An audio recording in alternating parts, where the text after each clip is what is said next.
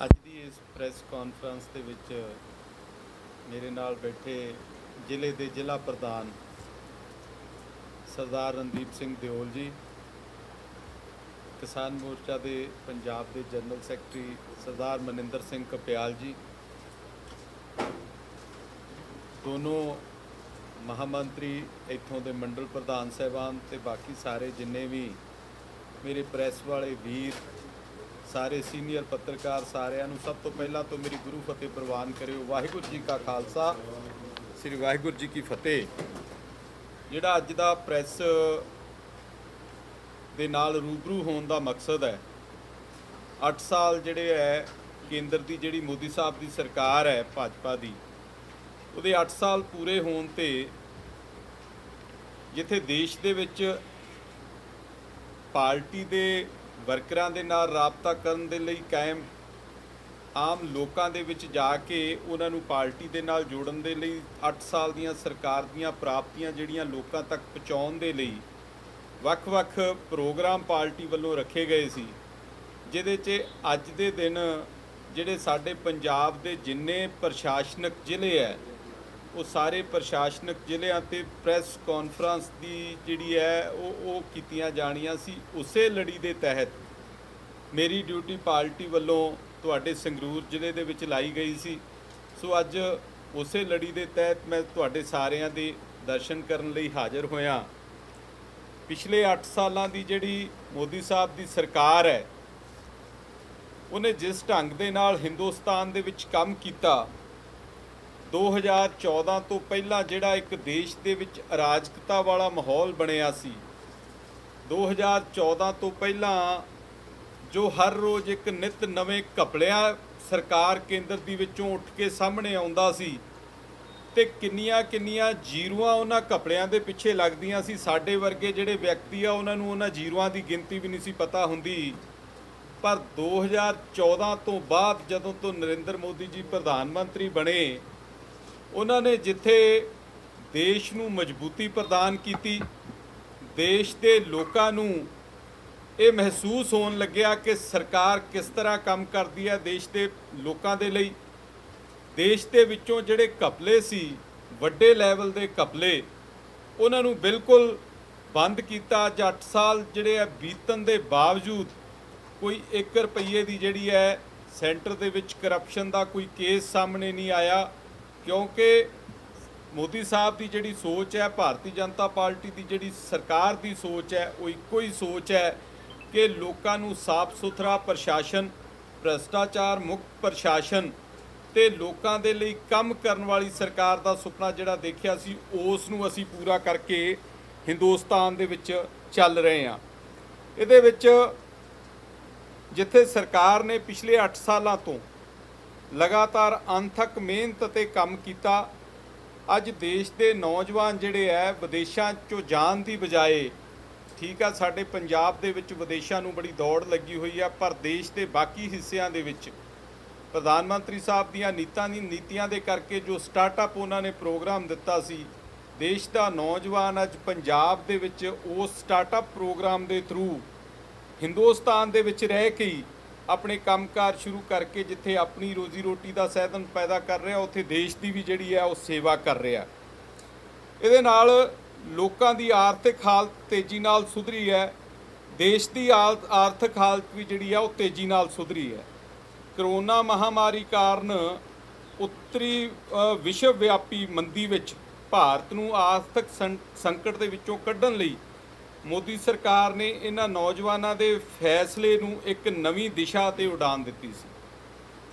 ਮੋਦੀ ਸਾਹਿਬ ਦਾ ਇੱਕੋ ਇੱਕ ਵਿਜ਼ਨ ਅਤੇ ਇੱਕੋ ਇੱਕ ਟੀਚਾ ਹੈ ਕਿ ਭਾਰਤ ਨੂੰ ਵਿਸ਼ਵ ਗੁਰੂ ਅਤੇ ਵਿਸ਼ਵ ਸ਼ਕਤੀ ਬਣਾ ਕੇ ਆਧੁਨਿਕ ਨੌਜਵਾਨ ਭਾਰਤ ਦਾ ਨਿਰਮਾਣ ਕਰਨਾ ਹੈ ਤੇ ਇਸ ਦੇ ਲਈ ਲਗਾਤਾਰ ਕੋਸ਼ਿਸ਼ਾਂ ਵੀ ਕਰ ਰਹੇ ਹੈ। ਦੇਸ਼ ਦੀ ਲੋਕਾਂ ਦੀ ਭਲਾਈ ਅਤੇ ਵਿਕਾਸ ਲਈ ਪ੍ਰਧਾਨ ਮੰਤਰੀ ਮੋਦੀ ਜੀ ਨੇ ਕਈ ਲੋਕ ਭਲਾਈ ਸਕੀਮਾਂ ਦੀ ਸ਼ੁਰੂਆਤ ਕੀਤੀ, ਜਿਨ੍ਹਾਂ ਨੂੰ ਜ਼ਮੀਨੀ ਪੱਧਰ ਤੇ ਉਤਾਰਿਆ ਗਿਆ। ਇਹਨਾਂ ਸਕੀਮਾਂ ਨੂੰ ਪੰਜਾਬ ਦੇ ਵਿੱਚ ਵੀ ਕਾਫੀ ਵੱਡੇ ਪੱਧਰ ਤੇ ਜਿਹੜਾ ਇਹਨਾਂ ਸਕੀਮਾਂ ਦਾ ਲਾਭ ਜਿਹੜਾ ਉਹ ਮਿਲਿਆ। ਸਵੱਛ ਭਾਰਤ ਮਿਸ਼ਨ ਦੇ ਤਹਿਤ 11.22 ਕਰੋੜ ਪਖਾਨੇ ਬਣਾਏ ਗਏ, ਜਿਹੜੇ ਆਪਣੇ ਗਰੀਬ ਘਰਾਂ ਦੇ ਵਿੱਚ ਪਖਾਨੇ ਜਿਹੜੇ ਬਣਾਏ ਗਏ। ਉਹ 11.22 ਕਰੋੜ ਜਿਹੜੇ ਟੋਟਲ ਦੇਸ਼ ਦੇ ਵਿੱਚ ਦਿੱਤੇ ਗਏ, ਜਿਨ੍ਹਾਂ ਦੇ ਵਿੱਚੋਂ ਪੰਜਾਬ ਦੇ ਵਿੱਚ 1,54,555 ਜਿਹੜੇ ਪਖਾਨੇ ਹੈ ਉਹ ਬਣਾ ਕੇ ਆਮ ਲੋਕਾਂ ਦੇ ਲਈ ਉਹਨਾਂ ਨੂੰ ਦਿੱਤੇ ਗਏ। ਇਹਦੇ ਵਿੱਚ ਪਿਛਲੇ ਜਿਹੜੇ 3 ਸਾਲ ਹੈ ਉਹਦੇ 'ਚ ਦੇਸ਼ ਦੇ ਵਿੱਚ 6.2 ਨਵੇਂ ਘਰਾਂ ਨੂੰ ਨਲਕੇ ਵਾਲਾ ਪਾਣੀ ਜਿਹੜਾ ਉਹਦੀ ਸਹੂਲਤ ਦਿੱਤੀ ਗਈ, ਜਿਹਦੇ 'ਚ ਪੰਜਾਬ ਦੇ ਵਿੱਚ 34.62 ਲੱਖ ਲਾਭਪਾਤਰੀ ਸ਼ਾਮਲ ਹੈ, ਜਿਨ੍ਹਾਂ ਨੇ ਜਿਹੜੇ ਸ਼ੁੱਧ ਪਾਣੀ ਸਵੱਛ ਪਾਣੀ ਜਿਹਨੂੰ ਆਪਾਂ ਕਹਿ ਦਿੰਦੇ ਆ ਉਹਦਾ ਲਾਭ ਪੰਜਾਬ ਦੇ ਵਿੱਚ ਵੀ ਇੰਨੇ ਲੋਕਾਂ ਨੂੰ ਮਿਲਿਆ। ਆਯੁਸ਼ਮਾਨ ਜਿਹੜੀ ਯੋਜਨਾ, ਆਯੁਸ਼ਮਾਨ ਪ੍ਰਧਾਨ ਮੰਤਰੀ ਆਯੁਸ਼ਮਾਨ ਯੋਜਨਾ, ਜਿਹਦੇ 'ਚ 5 ਲੱਖ, ਕਿਉਂਕਿ ਅੱਜ ਜਦੋਂ ਸਾਡਾ ਕੋਈ ਬੱਚਾ ਜਾਂ ਸਾਡਾ ਬਜ਼ੁਰਗ ਕੋਈ ਬਿਮਾਰ ਹੋ ਜਾਂਦਾ ਘਰ ਦੇ ਵਿੱਚ ਤੇ ਹਸਪੀਟਲ ਜਾਣਾ ਸਭ ਤੋਂ ਵੱਡੀ ਜਿਹੜੀ ਇੱਕ ਸਾਡੇ ਲਈ ਸਮੱਸਿਆ ਹੁੰਦੀ ਹੈ। ਪ੍ਰਧਾਨ ਮੰਤਰੀ ਸਾਹਿਬ ਨੇ ਆਯੁਸ਼ਮਾਨ ਯੋਜਨਾ ਦੀ ਸ਼ੁਰੂਆਤ ਕਰਕੇ 5 ਲੱਖ ਤੱਕ ਦਾ ਇਲਾਜ ਫ੍ਰੀ ਕੀਤਾ, ਜਿਹਦੇ 'ਚ 3.2 ਕਰੋੜ ਲੋਕਾਂ ਨੂੰ ਪ੍ਰਤੀ ਵਿਅਕਤੀ 5 ਲੱਖ ਦੇ ਹਿਸਾਬ ਨਾਲ ਜਿਹੜੀ ਇਹ ਸਹੂਲਤ ਦਿੱਤੀ ਗਈ। ਤੇ ਪੰਜਾਬ ਦੇ ਵਿੱਚ ਵੀ 11.48 ਲੱਖ ਲਾਭਪਾਤਰੀ ਜਿਹੜੇ ਹੈ ਉਹ ਇਹਦੇ ਸ਼ਾਮਲ ਹੈ, ਤੇ ਪੰਜਾਬ ਦੇ ਵਿੱਚ 45 ਲੱਖ ਲਾਭਪਾਤਰੀਆਂ ਸਮੇਤ ਦੇਸ਼ ਭਰ ਵਿੱਚ 18 ਕਰੋੜ ਤੋਂ ਵੱਧ ਆਯੁਸ਼ਮਾਨ ਜਿਹੜੇ ਕਾਰਡ ਹੈ ਉਹ ਜਾਰੀ ਕੀਤੇ ਜਾ ਚੁੱਕੇ ਹੈ। ਇਹਦੇ ਨਾਲ ਹੀ ਜਿਹੜੀ ਸਾਡੀ ਪੰਜਾਬ ਦੀ ਸਰਕਾਰ ਹੈ, ਜਿਹੜੀ ਸਰਦਾਰ ਭਗਵੰਤ ਸਿੰਘ ਮਾਨ ਜਿਹੜੇ ਤੁਹਾਡੇ ਹਲਕੇ ਤੋਂ ਚੁਣ ਕੇ ਤੁਸੀਂ ਭੇਜਿਆ ਜਿਨ੍ਹਾਂ ਨੂੰ,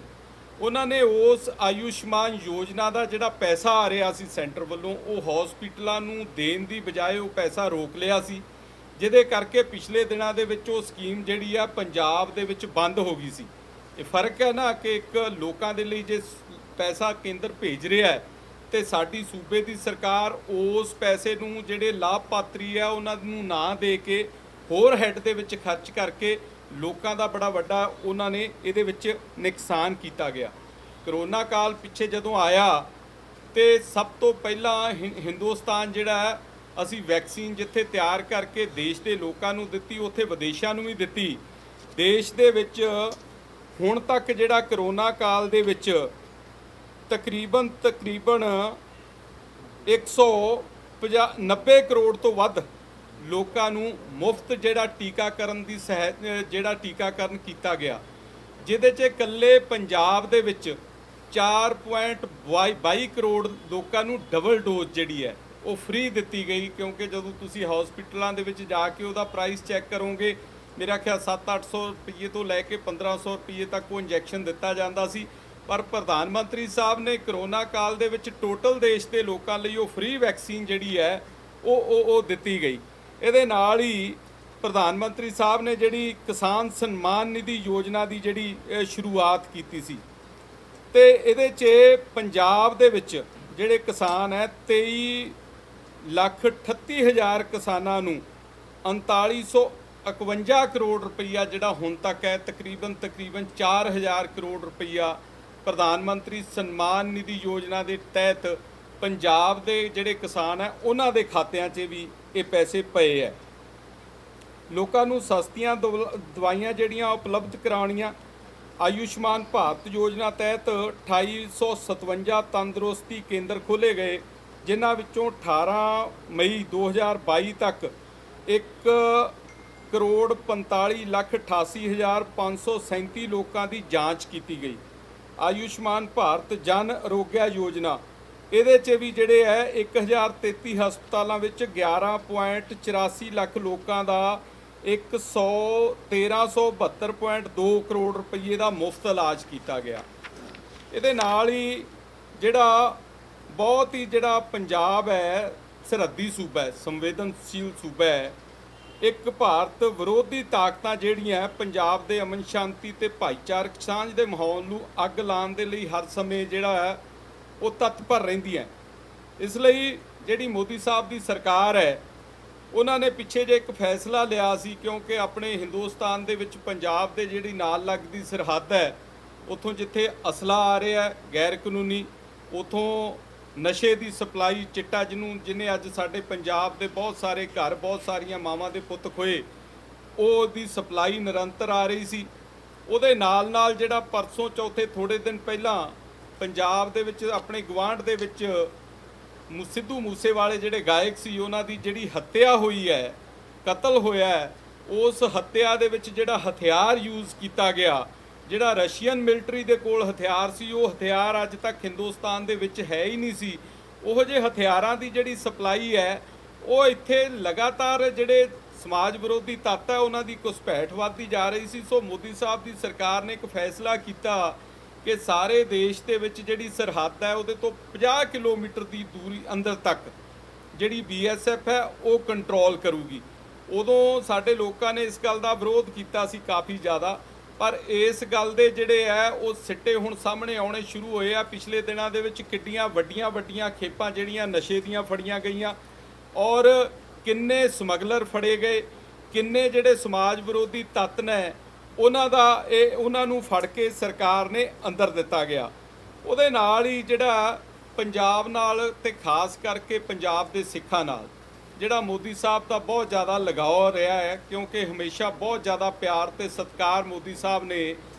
ਆਪਣੇ ਇਸ ਖਿੱਤੇ ਨੂੰ ਦਿੱਤਾ ਹੈ। ਸਾਡੀ ਬੜੇ ਲੰਬੇ ਸਮੇਂ ਤੋਂ ਮੰਗ ਸੀ, ਕਿਉਂਕਿ ਜਿੰਨੇ ਵੀ ਗੁਰੂ ਨਾਨਕ ਨਾਮ ਲੇਵਾ ਸਿੱਖ ਨੇ, ਅਸੀਂ ਹਰ ਰੋਜ਼ ਅਰਦਾਸ ਦੇ ਵਿੱਚ ਇੱਕ ਬੇਨਤੀ ਕਰਦੇ ਹਾਂ ਸੀ ਕਿ ਜਿਹੜੇ ਗੁਰੂ ਧਾਮ ਸਾਡੇ ਤੋਂ ਵਿਛੜੇ ਆ ਉਹਨਾਂ ਦੇ ਖੁੱਲ੍ਹੇ ਦਰਸ਼ਨ ਦਿਦਾਰੇ, ਕਰਤਾਰਪੁਰ ਸਾਹਿਬ ਜਿਹੜਾ ਉਹਦਾ ਲਾਂਘਾ ਖੋਲ੍ਹ ਕੇ ਉੱਥੋਂ ਦੇ ਖੁੱਲ੍ਹੇ ਦਰਸ਼ਨ ਦਿਦਾਰੇ ਕਰਨ ਦਾ ਸਾਨੂੰ ਬਲ ਬਖਸ਼ੀਏ। ਸੋ ਇਹ ਲੰਬੇ ਸਮੇਂ ਤੋਂ ਸਾਡੀ ਡਿਮਾਂਡ ਚੱਲੀ ਆ ਰਹੀ ਸੀ। ਮੋਦੀ ਸਾਹਿਬ ਨੇ ਜਿੱਥੇ ਉਹ ਲਾਂਘਾ ਖੋਲ੍ਹਿਆ ਉੱਥੇ ਉਹਦਾ ਜਿਹੜਾ 133 ਕਰੋੜ ਦਾ ਪ੍ਰੋਜੈਕਟ ਸੀ ਉਸ ਨੂੰ ਮਨਜ਼ੂਰੀ ਦੇ ਕੇ ਥੋੜੇ ਦਿਨਾਂ ਦੇ ਵਿੱਚ ਉਸ ਨੂੰ ਕੰਪਲੀਟ ਕਰਕੇ ਜਿਹੜਾ ਸਾਡੀਆਂ ਇਹ ਭਾਵਨਾਵਾਂ ਸੀ ਇਸ ਨੂੰ ਬੂਰ ਪਾਇਆ ਗਿਆ। ਉਹਦੇ ਨਾਲ ਹੀ ਜਿਹੜਾ ਹਰਮੰਦਰ ਸਾਹਿਬ ਦੇ ਵਿੱਚ ਜਾਂ ਬਾਕੀ ਗੁਰਦੁਆਰਿਆਂ ਦੇ ਵਿੱਚ ਬਾਹਰਲੀਆਂ ਸੰਗਤਾਂ ਦੇ ਦਾਨ ਦੇਣ ਦੇ ਲਈ FCR ਜਿਹੜੀ ਆਈ ਦੀ ਨੀਤੀ ਹੈ ਉਸ ਨੂੰ ਪਾਲਿਸੀ ਨੂੰ ਲਾਗੂ ਕੀਤਾ। ਬਾਹਰੋਂ ਬੈਠ ਕੇ ਕੋਈ ਵੀ ਵਿਅਕਤੀ ਆਪਣੇ ਗੁਰੂ ਘਰ ਦੇ ਵਿੱਚ ਕਿੰਨਾ ਵੀ ਦਾਨ ਭੇਜ ਸਕਦਾ ਹੈ, ਇਸ ਤਰ੍ਹਾਂ ਦੀ ਜਿਹੜੀ ਵਿਵਸਥਾ ਕੀਤੀ ਗਈ। ਪਿਆਰ ਦੀ ਗੱਲ ਸੁਣੋ ਕਿ ਗੁਰੂ ਤੇਗ ਬਹਾਦਰ ਜੀ ਮਹਾਰਾਜ ਨੇ ਜਿਨ੍ਹਾਂ ਨੇ ਦੇਸ਼ ਦੇ ਲਈ ਸ਼ਹੀਦੀ ਦਿੱਤੀ ਸੀ, ਕਸ਼ਮੀਰੀ ਪੰਡਤਾਂ ਨੂੰ ਬਚਾਉਣ ਦੇ ਲਈ ਸ਼ਹੀਦੀ ਦਿੱਤੀ ਸੀ, ਅੱਜ ਤੱਕ ਕਿਸੇ ਵੀ ਸਰਕਾਰ ਨੇ ਕਦੇ ਇਹ ਨਹੀਂ ਸੋਚਿਆ ਕਿ ਜਿੱਥੇ ਉਹਨਾਂ ਨੇ ਸ਼ਹੀਦੀ ਦਿੱਤੀ ਕਿਤੇ ਉੱਥੇ ਅਸੀਂ ਉਹਨਾਂ ਦਾ ਜਿਹੜਾ ਦਿਵਸ ਮਨਾਈਏ। ਪਹਿਲੀ ਵਾਰ ਇਸ ਵਾਰ ਹੋਇਆ ਕਿ ਲਾਲ ਕਿਲੇ ਤੇ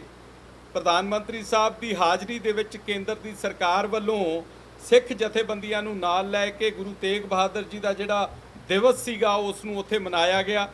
ਅਸੀਂ ਬੜੇ ਲੰਬੇ ਸਮੇਂ ਤੋਂ ਮੰਗ ਕਰਦੇ ਸੀ ਕਿ ਜਿਹੜਾ ਬਾਲ ਦਿਵਸ ਹੈ ਉਸ ਨੂੰ ਜਿਹੜੇ ਸਾਡੇ ਹਿੰਦੁਸਤਾਨ ਦੇ ਵਿੱਚ ਇੱਕ ਐਗਜ਼ਾਮਪਲ ਸੈੱਟ ਕੀਤੀ ਹੋਈ ਹੈ, ਛੋਟੇ ਸਾਹਿਬਜ਼ਾਦਿਆਂ ਦੇ ਨਾਮ ਤੇ ਬਾਲ ਦਿਵਸ ਨੂੰ ਰੱਖਿਆ ਜਾਵੇ, ਬਾਲ ਦਿਵਸ ਦੇ ਰੂਪ ਦੇ ਵਿੱਚ ਉਹਨਾਂ ਦੇ ਸ਼ਹੀਦੀ ਦਿਹਾੜੇ ਨੂੰ ਮਨਾਇਆ ਜਾਵੇ। ਪਰ ਕਿਸੇ ਵੀ ਸਰਕਾਰ ਨੇ, ਸਾਡੇ ਪ੍ਰਧਾਨ ਮੰਤਰੀ ਵੀ ਰਹੇ ਇਸ ਕੌਮ ਦੇ ਵਿੱਚੋਂ, ਪਰ ਉਹਨਾਂ ਨੇ ਵੀ ਕਦੇ ਇਸ ਪਾਸੇ ਧਿਆਨ ਨਹੀਂ ਦਿੱਤਾ। ਪ੍ਰਧਾਨ ਮੰਤਰੀ ਨਰਿੰਦਰ ਮੋਦੀ ਜੀ ਨੇ ਇਸ ਸਾਲ ਤੋਂ ਇਹ ਲਾਗੂ ਕਰਤਾ ਕਿ 26 ਦਸੰਬਰ ਨੂੰ ਜਿਹੜਾ ਸਾਹਿਬਜ਼ਾਦਿਆਂ ਦਾ ਸ਼ਹੀਦੀ ਦਿਹਾੜਾ ਹੈ ਉਸ ਨੂੰ ਦੇਸ਼ ਦੇ ਵਿੱਚ ਬਾਲ ਦਿਵਸ ਦੇ ਰੂਪ 'ਚ ਮਨਾਇਆ ਜਾਊਗਾ। ਠੀਕ ਹੈ, ਸਾਨੂੰ ਇਹ ਗੱਲ ਕਈ ਵਾਰ ਛੋਟੀ ਲੱਗਦੀ ਹੈ ਕਿ ਛੋਟੀ ਗੱਲ ਹੋ ਸਕਦੀ ਹੈ ਕਿ ਛੁੱਟੀ ਨਾਲ ਕੀ ਹੋ ਜਾਊਗਾ, ਪਰ ਜਦੋਂ ਤੁਸੀਂ ਇਸ ਦੀ ਡੂੰਘਾਈ 'ਚ ਜਾਓਗੇ, ਕਿਉਂਕਿ ਕੇਰਲਾ ਵਿੱਚ, ਤਾਮਿਲਨਾਡੂ 'ਚ ਸਾਡੇ ਇਸ ਇਤਿਹਾਸ ਤੋਂ ਬਹੁਤੇ ਲੋਕ ਜਾਣੂ ਨਹੀਂ, ਤੇ ਜਦੋਂ ਬੱਚਿਆਂ ਨੂੰ ਉਸ ਦਿਨ ਛੁੱਟੀ ਹੋਊਗੀ, ਬੱਚੇ ਪੁੱਛਣਗੇ ਕਿ ਅੱਜ ਛੁੱਟੀ ਕਾਸ ਦੀ ਹੈ, ਤੇ ਉਹਨਾਂ ਨੂੰ ਜਦੋਂ ਪਤਾ ਹੋਊ ਕਿ ਅੱਜ ਵੀਰ ਬਾਲ ਦਿਵਸ ਦੇ ਰੂਪ 'ਚ ਜਿਹੜਾ ਛੁੱਟੀ ਹੈ, ਤੇ ਫਿਰ ਉਹ ਇਤਿਹਾਸ ਕੱਢ ਕੇ ਸਾਡਾ ਇਤਿਹਾਸ ਪੜ੍ਹਨਗੇ। ਉਹਨਾਂ ਨੂੰ ਪਤਾ ਲੱਗੂਗਾ ਕਿ ਕਿਸ ਕਦਰ ਛੋਟੇ ਬੱਚਿਆਂ ਨੇ ਦੇਸ਼ ਦੇ ਲਈ, ਕੌਮ ਦੇ ਲਈ ਹੱਸ ਕੇ ਨੀਹਾਂ ਦੇ ਵਿੱਚ ਚਿੰਨ੍ਹ ਨੂੰ ਜਿਹੜਾ ਉਸ ਨੂੰ ਮਨਜ਼ੂਰੀ ਦਿੱਤੀ, ਬਲਕਿ ਇਸ ਤੋਂ ਕਿ ਉਹ ਜਾਬਰ ਦੇ ਅੱਗੇ ਝੁਕਣ। ਇਸ ਤਰ੍ਹਾਂ ਦੇ ਜਿਹੜੇ ਕੰਮ ਹੈ ਪ੍ਰਧਾਨ ਮੰਤਰੀ ਸਾਹਿਬ ਨੇ ਸਾਡੀ ਸਿੱਖ ਕੌਮ ਦੇ ਲਈ, ਪੰਜਾਬ ਦੇ ਲਈ ਕੀਤੇ ਹੈ। ਔਰ ਪਿਛਲੇ ਸਮੇਂ ਦੇ ਵਿੱਚ ਪੰਜਾਬ ਦੇ ਵਿੱਚ ਜਿਸ ਤਰ੍ਹਾਂ, ਕਿਉਂਕਿ ਜਿਹੜੇ ਪਿਛਲੇ ਸਮੇਂ ਕਾਨੂੰਨ ਉਹ ਵਾਪਸ ਹੋ ਚੁੱਕੇ ਹੈ, ਕਾਨੂੰਨ ਲੈ ਕੇ ਆਏ ਸੀ ਖੇਤੀ ਸੁਧਾਰਾਂ ਦੇ ਲਈ, ਪਰ ਪੰਜਾਬ ਦੇ ਸਾਡੇ ਲੋਕਾਂ ਨੇ ਉਹ ਕਾਨੂੰਨ ਸਾਨੂੰ ਚੰਗੇ ਨਹੀਂ ਲੱਗੇ ਸਾਡੇ ਕਿਸਾਨਾਂ ਨੂੰ, ਤੇ ਕਿਸਾਨਾਂ ਨੇ 1 ਸਾਲ ਐਜੀਟੇਸ਼ਨ, 1.5 ਸਾਲ ਦੇ ਕਰੀਬ ਐਜੀਟੇਸ਼ਨ ਹੋਈ। 1 ਸਾਲ ਸਾਡਾ ਕਿਸਾਨ ਦਿੱਲੀ ਦੇ ਬਾਰਡਰਾਂ ਤੇ ਬੈਠਾ ਰਿਹਾ, ਪਰ ਜਿਸ ਢੰਗ ਦੇ ਨਾਲ, ਜਿਸ ਸ਼ਾਂਤੀ ਦੇ ਨਾਲ ਕੇਂਦਰ ਸਰਕਾਰ ਨੇ, ਪ੍ਰਧਾਨ ਮੰਤਰੀ ਨਰਿੰਦਰ ਮੋਦੀ ਜੀ ਨੇ ਉਸ ਐਜੀਟੇਸ਼ਨ ਨੂੰ ਜਿਹੜਾ ਨਜਿੱਠਿਆ, ਉਸ ਐਜੀਟੇਸ਼ਨ ਨੂੰ ਜਿਸ ਢੰਗ ਦੇ ਨਾਲ ਸਮਾਪਤ ਕਰਵਾਇਆ, ਬਿਨਾਂ ਕਿਸੇ ਡਾਂਗ ਸੋਟੀ ਚਲਾਈ ਤੋਂ, ਬਿਨਾਂ ਕਿਸੇ ਪਿਆਰ ਤੇ ਸਤਿਕਾਰ ਦੇ ਨਾਲ, ਕਿਉਂਕਿ ਉਹ ਸਾਡੀ ਕੌਮ ਦੇ ਨਾਲ ਪਿਆਰ ਹੀ ਇੰਨਾ ਕਰਦੇ ਹੈ। 26 ਜਨਵਰੀ ਨੂੰ ਦਿੱਲੀ ਦੇ ਵਿੱਚ ਜੋ ਕੁਝ ਹੋਇਆ ਸੀ ਉਹ ਇੱਕ ਬੜਾ ਵੱਡਾ ਕੰਮ ਸੀਗਾ, ਪਰ ਉਸ ਦੇ ਬਾਵਜੂਦ ਕੇਂਦਰ ਸਰਕਾਰ ਵੱਲੋਂ ਉਸ ਨੂੰ ਇਸ ਕਰਕੇ ਕਿ ਮੈਂ ਇਹ ਲੋਕ ਜਿਹੜੇ ਆ ਮੇਰੇ ਦਿਲ ਦੇ ਨੇੜੇ ਆ, ਇਹ ਦੇਸ਼ ਦੇ ਉਹ ਲੋਕ ਨੇ ਜਿਨ੍ਹਾਂ ਨੇ ਦੇਸ਼ ਲਈ ਵੱਡੀਆਂ ਕੁਰਬਾਨੀਆਂ ਦਿੱਤੀਆਂ, ਤੇ ਆਖਰ ਦੇ ਵਿੱਚ ਪ੍ਰਧਾਨ ਮੰਤਰੀ ਜੀ ਨੇ ਦੇਸ਼ ਦੇ ਸਾਰੇ ਜਿਹੜਾ ਉਹਦੇ ਬਾਰੇ ਸੋਚ ਵਿਚਾਰ ਕਰਕੇ ਉਹ ਕਾਨੂੰਨ ਹੀ ਵਾਪਸ ਲੈ ਲਏ। ਇਸ ਕਦਰ ਤੱਕ ਜਿਹੜੇ ਪ੍ਰਧਾਨ ਮੰਤਰੀ ਜੀ ਆ ਸਾਡੇ ਪੰਜਾਬ ਨੂੰ ਤੇ ਸਾਡੇ ਜਿਹੜੇ ਖਾਸ ਤੌਰ ਕੇ ਪੰਜਾਬੀ ਨੇ ਉਹਨਾਂ ਨੂੰ ਪਿਆਰ ਕਰਦੇ ਆ। ਇਹਦੇ ਨਾਲ ਹੀ ਜਿਹੜੀਆਂ ਪ੍ਰਧਾਨ ਮੰਤਰੀ ਮੋਦੀ ਜੀ ਵੱਲੋਂ ਜਿਹੜੀਆਂ ਚਲਾਈਆਂ ਗਈਆਂ ਸਕੀਮਾਂ ਦੇ ਤਹਿਤ ਗਰੀਬ ਕਲਿਆਣ ਅੰਨ ਯੋਜਨਾ, ਜਿਹਦੇ ਤਹਿਤ 88 ਕਰੋੜ ਲੋਕਾਂ ਨੂੰ ਮੁਫਤ ਅਨਾਜ ਵੰਡਿਆ ਜਾ ਰਿਹਾ ਹੈ, ਜਿਹਦੇ 'ਚ ਪੰਜਾਬ ਦੇ ਜਿਹੜੇ ਲੋਕ ਹੈ ਉਹਦੇ 'ਚ 1.42 ਕਰੋੜ ਲੋਕ, ਯਾਨੀ 1 ਕਰੋੜ 42 ਲੱਖ ਲੋਕਾਂ ਨੂੰ ਪਿਛਲੇ ਜਦੋਂ ਤੋਂ ਕਰੋਨਾ ਸ਼ੁਰੂ ਹੋਇਆ ਉਦੋਂ ਤੋਂ ਲੈ ਕੇ ਹੁਣ ਤੱਕ ਲਗਾਤਾਰ 1 ਕਰੋੜ 42 ਲੱਖ ਲੋਕਾਂ ਨੂੰ ਮੁਫਤ ਅਨਾਜ ਜਿਹੜਾ ਪ੍ਰਧਾਨ ਮੰਤਰੀ ਦੀ ਕੇਂਦਰ ਸਰਕਾਰ ਵੱਲੋਂ ਉਹਨਾਂ ਲੋਕਾਂ ਨੂੰ ਦਿੱਤਾ ਜਾ ਰਿਹਾ ਹੈ। ਇਹਦੇ ਨਾਲ ਹੀ ਜਿਹੜਾ ਪ੍ਰਧਾਨ ਮੰਤਰੀ ਆਵਾਸ ਯੋਜਨਾ, ਉਹਦੇ ਤਹਿਤ 1.22 ਕਰੋੜ ਮਕਾਨਾਂ ਨੂੰ ਮਨਜ਼ੂਰੀ ਦਿੱਤੀ ਗਈ, ਜਿਹਦੇ 'ਚ ਪੰਜਾਬ 'ਚ 1,11,896 ਲੋਕਾਂ ਨੂੰ ਜਿਹੜੇ ਮਕਾਨ ਹੈ ਉਹ ਦਿੱਤੇ ਗਏ, ਜਿਹਦੇ 'ਚ ਕੁਝ ਦੇ ਕੰਮ ਪੂਰੇ ਵੀ ਹੋ ਚੁੱਕੇ ਆ, ਕੁਝ ਦੇ ਕੰਮ ਚੱਲ ਰਹੇ ਹੈ। ਉਹ ਜਾਣੀ ਗਰੀਬ ਲੋਕਾਂ ਦਾ ਉਹਦੇ 'ਚ ਮਕਸਦ ਸੀ ਕਿ ਉਹਨਾਂ ਨੂੰ ਛੱਤ ਮੁਹੱਈਆ ਹੋ ਸਕੇ, ਜਿਹੜੇ ਲੋਕ ਘਰਾਂ ਤੋਂ ਬਾਹਰ ਬੈਠੇ ਆ। ਇਸੇ ਤਹਿਤ ਇਹਦੇ 'ਚ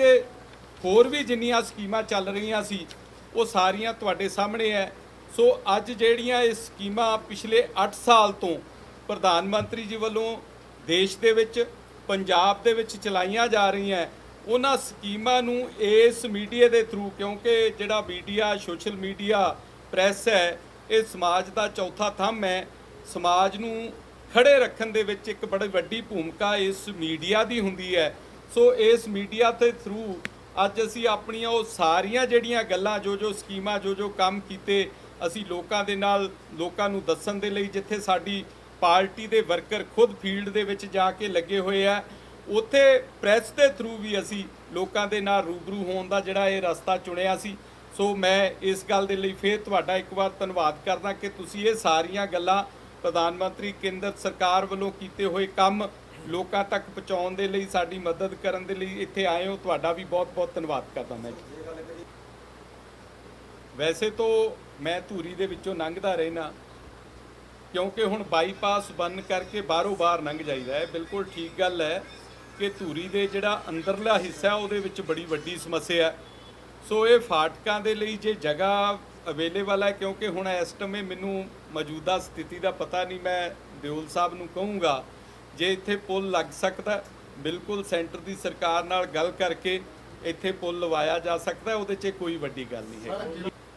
ਜਿਹੜੀ ਗੱਲ ਕਰਦੀ ਹੈ ਉਨੀਓ ਹੀ ਗੱਲ ਅਸੀਂ ਕਰਦੇ ਹਾਂ ਜਿੰਨੀ ਗੱਲ ਅਸੀਂ ਕਰ ਸਕਦੇ ਹਾਂ, ਜਿਹੜੀ ਸਾਡੇ ਹੱਥ ਦੇ ਵਿੱਚ ਹੋਵੇ।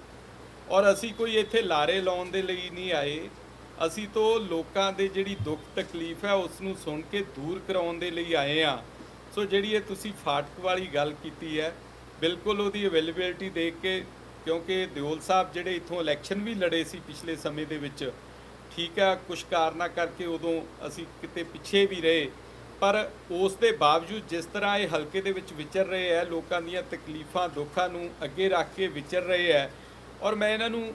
ਹੁਣ ਵੀ ਇਹੀ ਕਹਿ ਕੇ ਬੇਨਤੀ ਕਰੂੰਗਾ ਕਿ ਜੇ ਤੁਹਾਡੇ ਸਾਰਿਆਂ ਨਾਲ ਗੱਲ ਕਰਕੇ ਉੱਥੇ ਪੁਲ ਦੀ ਅਵੇਲੇਬਿਲਟੀ ਹੋ ਸਕਦੀ ਹੈ, ਤੇ ਉਹ ਪੁਲ ਦੀ ਅਸੀਂ ਗੱਲ ਕਰਕੇ ਜ਼ਰੂਰ ਉਹਨੂੰ ਲਗਵਾਉਣ ਵਾਲੇ ਪਾਸੇ ਚੱਲਾਂਗੇ, ਔਰ ਰਿਜ਼ਲਟ ਤੁਹਾਡੇ ਛੇਤੀ ਸਾਹਮਣੇ ਆਉਣਗੇ। ਮੈਂ ਤੁਹਾਨੂੰ ਪੰਜਾਬ ਸਰਕਾਰ ਦੇ ਜਿਹੜੇ ਹਾਲਾਤ ਹੈ ਬਹੁਤ ਮਾੜੇ ਹੈ ਜੀ। ਪੰਜਾਬ ਸਰਕਾਰ ਦੇ ਮੈਂ ਹਾਲਾਤ ਨਹੀਂ ਕਹੂੰਗਾ, ਪੰਜਾਬ ਸਰਕਾਰ ਦੇ ਕਾਰਨ ਜਿਹੜੇ ਅੱਜ ਪੰਜਾਬ ਦੇ ਹਾਲਾਤ ਹੈ ਉਹ ਬਹੁਤ ਮਾੜੇ ਹੈ। ਪੰਜਾਬ ਨੇ ਕਿਉਂਕਿ ਬੜੇ ਬੁਰੇ ਦਿਨ ਦੇਖੇ ਹੋਏ ਆ, ਬੜੇ ਮਾੜੇ ਦਿਨ ਦੇਖੇ ਹੋਏ ਹੈ, ਔਰ ਜੋ ਪਿਛਲੇ ਦਿਨਾਂ ਦੇ ਵਿੱਚ ਜਦੋਂ ਤੋਂ ਸਰਕਾਰ ਬਣੀ ਹੈ, ਜਿਸ ਤਰ੍ਹਾਂ ਲੁੱਟਾਂ ਖੋਹਾਂ, ਕਤਲ, ਡਾਕੇ, ਜਿਸ ਤਰ੍ਹਾਂ ਇਹਨਾਂ ਦੀ ਗਿਣਤੀ ਵਿੱਚ ਵਾਧਾ ਹੋਇਆ, ਉਹ ਵਾਧੇ ਨੂੰ ਦੇਖ ਕੇ ਅੱਜ ਪੰਜਾਬ ਦਾ ਸ਼ਹਿਰੀ ਵਰਗੀ ਨਹੀਂ, ਮੈਂ ਪਿੰਡਾਂ ਦੇ ਵਿੱਚ ਰਹਿਣ ਵਾਲਾ, ਮੈਂ ਪਿੰਡਾਂ ਦੇ ਵਿੱਚੋਂ ਉੱਠ ਕੇ ਆਉਣ ਵਾਲਾ, ਅੱਜ ਪਿੰਡ ਦਾ ਆਮ ਸਧਾਰਨ ਵਿਅਕਤੀ ਜਿਹੜਾ ਸ਼ਾਇਦ ਉਹ ਮਾੜੇ ਸਮੇਂ ਦੇ ਵਿੱਚ ਵੀ ਕਦੀ ਉਹਦੀਆਂ ਅੱਖਾਂ ਦੇ ਵਿੱਚ ਮੈਂ ਡਰ ਨਹੀਂ ਸੀ ਵੇਖਿਆ। ਆ ਪਿਛਲੇ 2-4 ਦਿਨਾਂ ਤੋਂ ਉਹਦੀਆਂ ਅੱਖਾਂ ਦੇ ਵਿੱਚ ਵੀ ਮੈਂ ਡਰ ਵੇਖ ਰਿਹਾ, ਜਿਸ ਤਰ੍ਹਾਂ ਦਾ ਪੰਜਾਬ ਦੇ ਵਿੱਚ ਮਾਹੌਲ ਬਣ ਰਿਹਾ ਹੈ। ਔਰ ਪੰਜਾਬ ਦੇ ਵਿੱਚ ਸਰਕਾਰ ਨਾਂ ਦੀ ਕੋਈ ਚੀਜ਼ ਹੀ ਨਹੀਂ ਲੱਗਦੀ। ਜੇ ਕੋਈ ਫੈਸਲਾ ਲੈਣਾ ਹੁੰਦਾ ਤੇ ਮੁੱਖ ਮੰਤਰੀ ਸਾਹਿਬ ਹੈਲੀਕਾਪਟਰ ਚੱਕ ਕੇ ਪਹਿਲਾਂ ਦਿੱਲੀ ਨੂੰ ਭੱਜਦੇ ਹੈ, ਜਾਂ ਦਿੱਲੀ ਤੋਂ ਕੋਈ ਏਲਚੀ ਆ ਕੇ ਉਹਨਾਂ ਨੂੰ ਦੱਸਦਾ ਕਿ ਇਸ ਤਰ੍ਹਾਂ ਤੁਸੀਂ ਆਹ ਕੰਮ ਕਰੋ। ਪੰਜਾਬ ਨੇ ਕਦੇ ਇਸ ਤਰ੍ਹਾਂ ਦਾ ਮੁੱਖ ਮੰਤਰੀ ਨਹੀਂ ਸੀ ਵੇਖਿਆ। ਇਹ ਪਹਿਲੀ ਵਾਰ ਹੈ ਕਿ ਪੰਜਾਬ ਦੇ ਵਿੱਚ ਇਸ ਤਰ੍ਹਾਂ ਦਾ ਮੁੱਖ ਮੰਤਰੀ ਆਇਆ, ਜਿਹਦੇ ਆਉਣ ਦੇ ਨਾਲ ਜਾਂ ਜਿਹੜੀ ਸਰਕਾਰ ਜਿਹਨੂੰ ਲੋਕਾਂ ਨੇ ਇੱਕ ਬੜਾ ਵੱਡਾ ਫਤਵਾ ਦਿੱਤਾ ਸੀ, ਇਸ ਕਰਕੇ ਫਤਵਾ ਦਿੱਤਾ ਸੀ ਕਿ ਲੋਕਾਂ ਨੂੰ ਲੱਗਦਾ ਸੀ ਅਸੀਂ ਬਾਕੀ ਦੋਨੋਂ ਪਾਰਟੀਆਂ ਤੋਂ ਅੱਕ ਚੁੱਕੇ ਹਾਂ, ਥੱਕ ਚੁੱਕੇ ਹਾਂ, ਤੇ ਅਸੀਂ ਇੱਕ ਤੀਜੀ ਜਿਹੜੀ ਨਵੀਂ ਪਾਰਟੀ ਆ ਉਸ ਨੂੰ ਮੌਕਾ ਦੇ ਕੇ ਦੇਖ ਲਈਏ। ਬਦਲਾਅ ਦੀ ਗੱਲ ਕਰਦੇ ਸੀ, ਤੇ ਜਿਹੜਾ ਬਦਲਾਅ ਅੱਜ ਆ ਰਿਹਾ ਉਹ ਬੜਾ ਖਤਰਨਾਕ ਬਦਲਾਅ ਆ ਰਿਹਾ। ਮੈਂ ਤਾਂ ਇੱਥੇ ਇਹੀ ਪੰਜਾਬ ਸਰਕਾਰ ਨੂੰ ਬੇਨਤੀ ਕਰਨੀ ਚਾਹੂੰਗਾ, ਮੁੱਖ ਮੰਤਰੀ ਸਰਦਾਰ ਭਗਵੰਤ ਮਾਨ ਸਿੰਘ ਨੂੰ ਕਹਿਣਾ ਚਾਹੂੰਗਾ ਕਿ ਭਗਵੰਤ ਮਾਨ ਸਿੰਘ ਜੀ, ਅਜੇ ਵੀ ਸਮਾਂ ਹੈ। ਜੇ ਤੁਸੀਂ ਆਪਣੇ ਆਪ ਨੂੰ ਸੁਧਾਰ ਸਕਦੇ ਹੋ, ਮਜ਼ਬੂਤੀ ਨਾਲ ਪੰਜਾਬ ਲਈ ਕੰਮ ਕਰ ਸਕਦੇ ਹੋ, ਪੰਜਾਬ ਨੂੰ ਬਚਾ ਸਕਦੇ ਹੋ, ਅੱਗੇ ਆਉਣਾ ਚਾਹੀਦਾ, ਕਿਉਂਕਿ ਪੰਜਾਬ ਵਾਪਸ ਉਹਨਾਂ ਮਾੜੇ ਦਿਨਾਂ ਵੱਲ ਨਹੀਂ ਜਾਣਾ ਚਾਹੁੰਦਾ। ਪੰਜਾਬ ਦੇ ਲੋਕ ਵਾਪਸ ਉਹਨਾਂ ਮਾੜੇ ਦਿਨਾਂ ਵੱਲ ਨਹੀਂ ਜਾਣਾ ਚਾਹੁੰਦੇ। ਪੰਜਾਬ ਦੇ ਲੋਕ ਸ਼ਾਂਤੀ ਚਾਹੁੰਦੇ ਆ, ਪੀਸ ਚਾਹੁੰਦੇ ਆ, ਪੰਜਾਬ ਦੇ ਲੋਕ ਤਰੱਕੀ ਚਾਹੁੰਦੇ ਆ, ਪੰਜਾਬ ਦੇ ਲੋਕ ਰੁਜ਼ਗਾਰ ਚਾਹੁੰਦੇ ਆ, ਪੰਜਾਬ ਦੇ ਜਿਹੜੇ ਬੱਚੇ ਆ ਉਹ ਕੰਮਕਾਰ ਚਾਹੁੰਦੇ ਆ। ਉਹਨਾਂ ਨੂੰ ਉਸ ਪਾਸੇ ਦਿਓ, ਨਾ ਕਿ ਪੰਜਾਬ ਨੂੰ ਇਸ ਪਾਸੇ ਲੈ ਕੇ ਜਾਓ। ਭਾਰਤੀ ਜਨਤਾ ਪਾਰਟੀ ਦੇ ਵਿੱਚ ਇੱਕ ਸਿਸਟਮ ਹੈ ਕਿ ਇੱਥੋਂ ਨਾਮ ਤੈਅ ਕਰਕੇ ਪ੍ਰਦੇਸ਼ ਦੀ ਇਕਾਈ ਵੱਲੋਂ ਕੇਂਦਰੀ ਜਿਹੜੇ ਕਾਰਿਆਲਿਆ ਦੇ ਵਿੱਚ ਭੇਜੇ ਜਾਂਦੇ ਆ, ਕੇਂਦਰੀ ਦਫ਼ਤਰ ਦੇ ਵਿੱਚ ਭੇਜੇ ਜਾਂਦੇ ਆ। ਉੱਥੇ ਸਾਡੀ ਜਿਹੜੀ ਸੰਸਦੀ ਬੋਰਡ ਦੀ ਬੈਠਕ ਹੁੰਦੀ ਹੈ, ਉਸ ਦੇ ਵਿੱਚ ਨਾਂ ਤੈਅ ਕੀਤਾ ਜਾਂਦਾ। ਆਉਣ ਵਾਲੇ ਥੋੜ੍ਹੇ ਦਿਨਾਂ ਦੇ ਵਿੱਚ ਹੀ ਕਿਸੇ ਅੱਛੇ ਕੈਂਡੀਡੇਟ ਦਾ ਨਾਂ ਜਿਹੜਾ ਉਹ ਤੁਹਾਡੇ ਸਾਹਮਣੇ ਆ ਜਾਊਗਾ। ਨਹੀਂ, ਇੱਦਾਂ ਦੀ ਕੋਈ ਖਬਰ ਨਹੀਂ ਹੈਗੀ। ਇਹ ਖਬਰਾਂ ਜਿਹੜੀਆਂ ਕਿਉਂਕਿ ਨੈਰੇਟਿਵ ਕ੍ਰੀਏਟ ਕਰਨਾ ਹੁੰਦਾ ਹੈ। ਅੱਜ ਤੋਂ ਪਿੱਛੇ ਸ਼ਾਇਦ ਤੁਹਾਨੂੰ ਯਾਦ ਹੋਵੇ, ਸਾਲ ਡੇਢ ਸਾਲ ਪਹਿਲਾਂ ਇਸ ਤਰ੍ਹਾਂ ਦਾ ਨੈਰੇਟਿਵ ਖੜਾ ਕੀਤਾ ਗਿਆ ਸੀ ਕਿ ਜਿਹੜਾ ਪਠਾਨਕੋਟ, ਗੁਰਦਾਸਪੁਰ, ਉਹਨਾਂ ਨੂੰ ਪੰਜਾਬ ਨਾਲੋਂ ਲਾ ਕੇ ਮੁਕੇਰੀਆਂ ਤੱਕ ਜੰਮੂ ਕਸ਼ਮੀਰ ਨਾਲ ਜੋੜਿਆ ਜਾ ਰਿਹਾ, ਜੰਮੂ ਨਾਲ ਜੋੜਿਆ ਜਾ ਰਿਹਾ। ਇੱਧਰੋਂ ਬੋਰ ਫਾਜ਼ਿਲਕਾ ਨੂੰ, ਇਹ ਹਿੱਸਿਆਂ ਨੂੰ ਲਾ ਕੇ ਰਾਜਸਥਾਨ ਨਾਲ ਜਾਂ ਹਰਿਆਣੇ ਨਾਲ ਜੋੜ ਰਿਹਾ। ਇਸ ਤਰ੍ਹਾਂ ਦੇ ਨੈਰੇਟਿਵ ਜਿਹੜੇ ਆ ਲੋਕ ਇਹ ਖੜੇ ਕਰਦੇ ਰਹਿੰਦੇ, ਇਹਦੇ 'ਚ ਸੱਚਾਈ ਕੋਈ ਨਹੀਂ, ਕਿਉਂਕਿ ਪੰਜਾਬ ਜਿਹੜਾ ਉਹਨੂੰ ਉਹਦੇ 'ਚ ਕੋਈ ਵੀ ਇਸ ਤਰ੍ਹਾਂ ਦੀ 19-21 ਨਹੀਂ। ਪੰਜਾਬ ਦੇ ਦੇਖੋ ਜੀ, ਮੈਂ ਖੁਦ ਸਿਕਿਉਰਿਟੀ ਦੇ ਹੱਕ 'ਚ ਨਹੀਂ ਹੈਗਾ, ਪਰ ਜਦੋਂ ਜਿਹੜੇ ਲੋਕ ਥ੍ਰੈਟਨਿੰਗ ਨੇ, ਜਿਨ੍ਹਾਂ ਨੂੰ ਥ੍ਰੈਟਿੰਗ ਹੈ ਜਾਂ ਜਿਨ੍ਹਾਂ ਦੀ ਸਿਕਿਉਰਿਟੀ ਨੂੰ ਖਤਰਾ ਹੈ, ਉਹਨਾਂ ਨੂੰ ਜ਼ਰੂਰ ਸਿਕਿਉਰਿਟੀ ਮਿਲਣੀ ਚਾਹੀਦੀ ਹੈ। ਔਰ ਜਿਸ ਢੰਗ ਦੇ ਨਾਲ ਪਿਛਲੇ ਦਿਨਾਂ ਦੇ ਵਿੱਚ ਸਰਕਾਰ ਨੇ, ਕਿਉਂਕਿ ਸਿਕਿਉਰਿਟੀ ਦੇਣ ਅਤੇ ਵਾਪਸ ਲੈਣ ਦੇ ਲਈ ਇੱਕ ਪ੍ਰੋਪਰ ਪ੍ਰੋਸੈਸ ਹੁੰਦਾ ਹੈ। ਜਿਹੜੀਆਂ ਫੋਰਸਿਸ ਨੇ, ਜਿਹੜੀਆਂ ਇੰਟੈਲੀਜੈਂਸੀ ਆ, ਉਹਨਾਂ ਦੀ ਬੈਠਕ ਹੁੰਦੀ ਆ, ਆਫੀਸਰਸ ਦੀ ਬੈਠਕ ਹੁੰਦੀ ਆ, ਥੱਲਿਓਂ ਗਰਾਊਂਡ ਤੋਂ ਪੂਰੀ ਜਿਹੜਾ ਡਾਟਾ ਲੈ ਕੇ ਫਿਰ ਉਸ ਬਾਰੇ ਜਿਹੜੇ ਸਾਡੇ ADGP ਸਿਕਿਉਰਿਟੀ ਹੈ ਉਹ ਫੈਸਲਾ ਕਰਦੇ ਆ ਕਿ ਕਿਸ ਨੂੰ ਸਿਕਿਉਰਿਟੀ ਦਿੱਤੀ ਜਾਣੀ ਹੈ ਤੇ ਕਿਸ ਦੀ ਸਿਕਿਉਰਿਟੀ ਵਾਪਸ ਲਈ ਜਾਣੀ ਹੈ। ਪਰ ਜਿਸ ਢੰਗ ਦੇ ਨਾਲ ਪਿਛਲੇ ਦਿਨਾਂ ਦੇ ਵਿੱਚ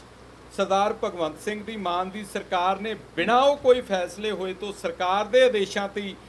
ਉਹਨਾਂ ਵਿਅਕਤੀਆਂ ਦੀ ਸਿਕਿਉਰਿਟੀ ਵਾਪਸ ਲਈ ਜਿਨ੍ਹਾਂ ਨੂੰ ਸਿਕਿਉਰਿਟੀ ਦੀ ਜ਼ਰੂਰਤ ਸੀ, ਜਿਹੜੇ ਹਰ ਸਮੇਂ ਰਡਾਰ ਤੇ ਰਹਿੰਦੇ ਆ, ਜਿਹਦਾ ਦਿਖਾਂਤ ਹੋਇਆ ਕਿ ਜਿਹੜਾ ਸਿੱਧੂ ਮੂਸੇਵਾਲਾ ਸਾਡਾ ਛੋਟਾ ਵੀਰ, ਉਹਦੇ ਜਿਹੜੀ ਡੈਥ ਹੋਈ ਆ, ਮੇਰੇ ਖਿਆਲ ਨਾਲ ਉਹ ਉਸੇ ਸਿਕਿਉਰਿਟੀ ਰੀਜ਼ਨ ਦਾ ਕਾਰਨ ਹੈ। ਤੇ ਮੈਂ ਇੱਥੇ ਇੱਕ ਗੱਲ ਹੋਰ ਪੁੱਛਣੀ ਚਾਹੁੰਦਾ ਸਰ ਭਗਵੰਤ ਸਿੰਘ ਮਾਨ ਜੀ ਨੂੰ ਕਿ ਮਾਨ ਸਾਹਿਬ, ਤੁਸੀਂ ਬਾਕੀ ਲੀਡਰਾਂ ਦੀ ਸਿਕਿਉਰਿਟੀ ਵਾਪਸ ਲੈ ਰਹੇ ਹੋ, ਪਰ ਸਾਡੀ ਸਤਿਕਾਰਯੋਗ ਉਹ ਭੈਣ ਹੈ ਜਿਹੜੀ ਭਗਵੰਤ ਸਿੰਘ ਮਾਨ ਦੀ ਭੈਣ ਹੈ, ਉਸ ਨੂੰ ਤੁਸੀਂ ਕਿਸ ਹੈਸੀਅਤ ਦੇ ਵਿੱਚ ਸਿਕਿਉਰਿਟੀ ਦਿੱਤੀ ਆ? ਉਹਨਾਂ ਨੂੰ ਕੀ ਖਤਰਾ ਹੈ?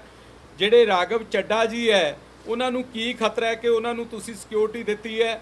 ਕੇਜਰੀਵਾਲ ਜੀ ਨੂੰ Z+ ਸਿਕਿਉਰਿਟੀ ਮਿਲੀ ਹੋਈ ਹੈ, ਜਿਹੜੀ ਦੇਸ਼ ਦੇ ਗ੍ਰਹਿ ਮੰਤਰੀ ਕੋਲ ਵੀ ਉਹੀ ਸਿਕਿਉਰਿਟੀ ਹੈ, ਦੇਸ਼ ਦੇ ਬਾਕੀ ਵੱਡੇ ਲੀਡਰਾਂ ਕੋਲ ਵੀ Z+ ਸਿਕਿਉਰਿਟੀ ਹੈ, ਤੇ ਕੇਜਰੀਵਾਲ ਜੀ ਨੂੰ ਵੀ ਸਿਕਿਉਰਿਟੀ ਜਿਹੜੀ ਹੈ Z+ ਮਿਲੀ ਹੋਈ ਹੈ। ਤੇ ਉਹਨਾਂ ਨੂੰ ਪੰਜਾਬ ਪੁਲਿਸ ਤੇ ਐਡੀ ਵੱਡੀ ਗਿਣਤੀ ਦੇ ਵਿੱਚ ਜਵਾਨ ਦੇਣ ਦੀ ਕੀ ਲੋੜ ਸੀ? ਇਹ ਜਿਹੜੇ ਭਗਵੰਤ ਮਾਨ ਸਿੰਘ ਜੀ, ਤੁਸੀਂ double standard, double face, double ਗੱਲਾਂ ਕਰ ਰਹੇ ਹੋ, ਇਹ ਪੰਜਾਬ ਨੂੰ ਮਾੜੇ ਪਾਸੇ ਲੈ ਕੇ ਜਾ ਰਹੀਆਂ। ਸੋ ਮੈਂ ਇਸ ਗੱਲ ਦੀ ਨਿੰਦਾ ਕਰਦਾ ਹਮੇਸ਼ਾ ਜੀ। ਕੱਲ ਪਹਿਲਾਂ ਕਹਿ ਕੇ ਹਟਿਆ, ਤੁਹਾਡੇ ਸਾਰਿਆਂ ਦੇ ਨਾਲ ਕਰਕੇ ਹਟਿਆ ਕਿ ਰਿਮੋਟ ਨਾਲ ਚੱਲਣ ਵਾਲੀ ਸਰਕਾਰ ਹੈ। ਫੈਸਲੇ ਰਾਘਵ ਚੱਡਾ ਵੀ ਨਹੀਂ ਲੈ ਰਿਹਾ, ਫੈਸਲੇ ਬੈਠੀ ਇਹਨਾਂ ਦੀ ਜਿਹੜੀ ਪਿੱਛੋਂ ਸੁਪਰੀਮੋ ਹੈ, ਉਹ ਜੋ ਆਦੇਸ਼ ਕਰਕੇ ਰਾਘਵ ਚੱਡੇ ਦੇ ਥਰੂ ਅੱਜ ਜਿਸ ਢੰਗ ਦੇ ਨਾਲ ਪੰਜਾਬ ਨੂੰ ਚਲਾਇਆ ਜਾ ਰਿਹਾ ਹੈ, ਕਿਉਂਕਿ ਮੈਂ ਹਮੇਸ਼ਾ ਇੱਕ ਗੱਲ ਕਹਿਣਾ ਕਿ ਪੰਜਾਬ ਦਾ ਸਿਨੈਰੀਓ ਹੈ ਜਿਹੜਾ ਪੋਲੀਟੀਕਲ ਸਿਨੈਰੀਓ ਹੈ ਟੋਟਲ ਦੇਸ਼ ਤੋਂ ਵੱਖ ਹੈ। ਪੰਜਾਬ ਹਮੇਸ਼ਾ ਦੇਸ਼ ਤੋਂ ਇਹਦਾ ਪੋਲੀਟੀਕਲ ਸਿਨੈਰੀਓ ਵੱਖਰਾ ਰਹਿੰਦਾ ਹੈ। ਇਹਨੂੰ ਜਿਹੜੇ ਇਸ ਦੀ ਨਬਜ਼ ਨੂੰ ਸਮਝਦੇ ਹੈ ਉਹੀ ਲੋਕ ਚਲਾ ਸਕਦੇ ਹੈ, ਕਿਉਂਕਿ ਯੋਧਿਆਂ ਦੀ ਕੌਮ ਦਾ ਖਿੱਤਾ ਹੈ। ਇਹ ਉਹਨਾਂ ਯੋਧਿਆਂ ਸੂਰਬੀਰਾਂ ਦਾ ਦੇਸ਼ ਜਿਹੜਾ ਪ੍ਰਦੇਸ਼ ਹੈ, ਇਸ ਨੂੰ ਚਲਾਉਣ ਦੇ ਲਈ ਇਹਨਾਂ ਨੂੰ ਸਮਝਣ ਵਾਲੇ ਲੋਕ ਚਾਹੀਦੇ ਹੈ। ਸੋ ਜਿਹੜੇ ਦਿੱਲੀ ਤੋਂ ਰਾਘਵ ਚੱਡਾ ਜੀ ਜਾਂ ਇਹਨਾਂ ਦੇ ਜਿਹੜੇ ਸੁਪਰੀਮੋ ਹੈ ਉਹ ਪੰਜਾਬ ਨੂੰ ਸਹੀ ਦਿਸ਼ਾ ਨਹੀਂ ਦੇ ਸਕਦੇ। ਇਹ ਫੈਸਲੇ ਸਾਡੇ ਪੰਜਾਬ ਲਈ ਮਾਰੂ ਫੈਸਲੇ ਹੈ।